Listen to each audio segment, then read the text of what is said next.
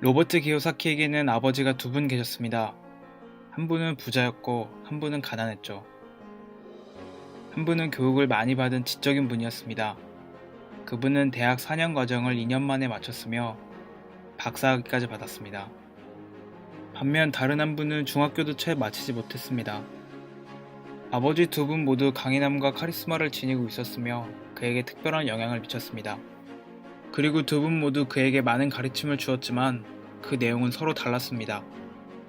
예를 들어 가난한 아버지는 늘 이렇게 얘기했습니다. 내가 부자가 될 일은 없을 거야. 그리고 그의 예언은 그대로 실현되었습니다. 반면 부자 아버지는 언제나 자신을 부자로 간주했습니다. 그분은 이런 식으로 말하곤 했습니다. 나는 부자야. 부자는 이런 건 안 하지.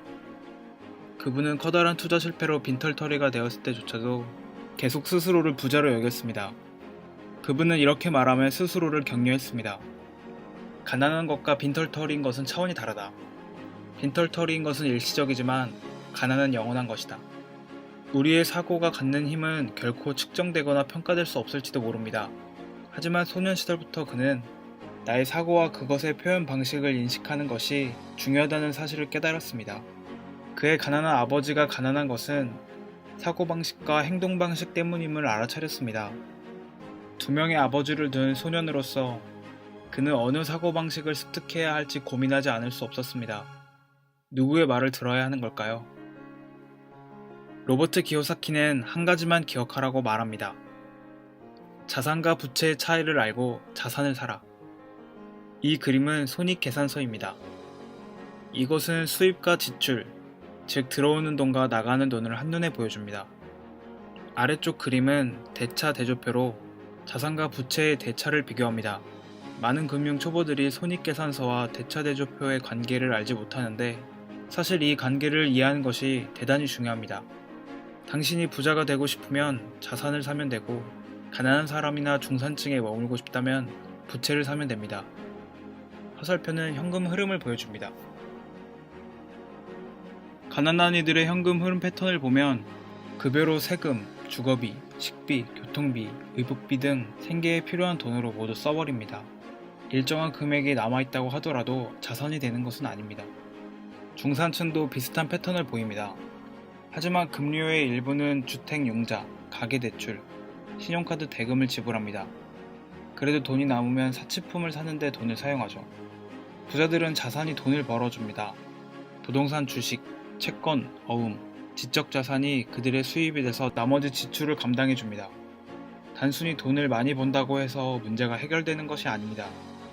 어쩌면 그것이 오히려 더 문제를 악화시킬 수 있습니다. 흐름을 만드는 것이 중요하다고 로버트 기요사키는 말합니다. 열심히 일하는 사람들의 이야기에는 전형적인 패턴이 있습니다. 교육을 많이 받은 행복한 젊은 부부가 조그마한 아파트 월세에 신혼집을 얻습니다. 그들은 이제 돈을 모을 수 있다는 것을 깨닫습니다. 혼자 살 때와 비슷한 돈으로 둘이 살게 되었기 때문이죠. 문제는 그들의 집이 너무 좁다는 것입니다. 그들은 아이들을 키울 수 있도록 함께 돈을 모아 꿈의 집을 사기로 합니다. 이제 부부는 맞벌이를 하며 직장 생활에 전념합니다. 그러자 수입이 늘기 시작하고 지출도 함께 늘기 시작합니다. 소득이 증가하자 그들은 꿈꾸던 집을 사기로 결심합니다. 일단 내 집을 사고 나면 그들은 이제 재산세라는 새로운 세금을 내야 됩니다. 그런 다음 이들은 새 차를 사고 새 가구와 살림살이를 구해 새 집을 단장합니다. 그러다 어느 날 눈을 뜨면 부채 부분에 주택융자와 신용카드 빚이 빽빽히 들어차 있다는 것을 알게 되죠. 그러다 보니 신용카드 한도액이 초과됩니다. 그때 마침 대출회사가 전화를 걸어 그들이 가장 큰 자산인 집 가격이 올랐다고 말하면서 채무통합대출을 받을 수 있다고 권합니다. 두 사람은 안도의 한숨을 내쉽니다. 이제 신용카드 빚이 사라졌습니다. 두 사람은 이제 가계대출을 주택융자로 돌립니다. 융자 상환일은 멀찌감치 남았기 때문에 당장의 지출이 줄어듭니다. 정말 잘한 일 같습니다. 그때 이웃인 쭈니맘에게서 전화가 옵니다. 정기 세일이랍니다. 그들은 물건을 사지 말고 그저 구경만 하자고 굳게 다짐하지만 그래도 혹시 모르니 신용카드를 챙겨갑니다. 로버트 기요사키의 아버지 한 분은 집은 자산이라고 생각하는 반면 다른 한 분은 그것을 부채로 여깁니다. 또 집을 소유하는 데 수반되는 부수적인 지출에 대해서도 그에게 알려주었습니다. 집이 클수록 지출은 늘어나고 현금은 지출 부분을 통해 계속 밖으로 흘러나갑니다. 요즘에도 사람들은 집은 자산이 아니라는 그의 생각에 자주 반박을 가하곤 합니다. 실제로 많은 이들이 주택을 가장 큰 투자 대상으로 생각하며 내 집 마련을 꿈으로 여기고 있습니다. 그리고 물론 자기 집이 있다는 것은 없는 것보다 훨씬 낫습니다. 그는 단지 이런 일반적인 관점을 다른 방향에서 바라볼 수도 있다는 사실을 말하고 싶다는 이야기를 합니다. 만일 부부가 더 크고 근사한 집을 산다면 그것은 자산이 아닙니다. 그들의 지갑에서 돈을 빼가기 때문에 자산이 아니라 부채인 것입니다.